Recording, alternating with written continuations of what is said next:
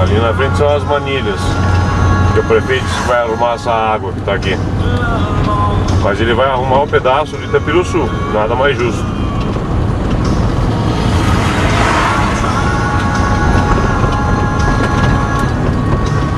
Você tem que estar desviando, porque é um buraco em cima do outro.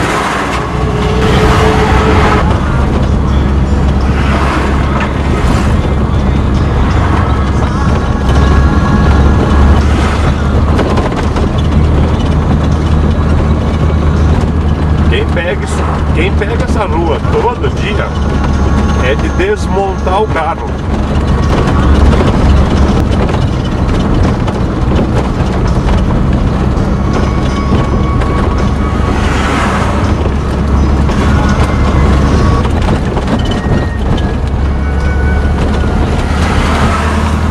Isso é um acesso para a fábrica de cimento, para Votorantim, que está construindo o forno 9, está fazendo um acesso bonito aqui, nesse estado.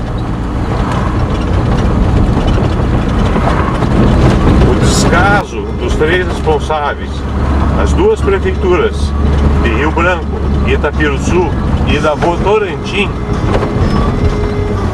chega a ser... É medonho. Isso aqui quando chove, alaga tudo. Tá tudo alagado.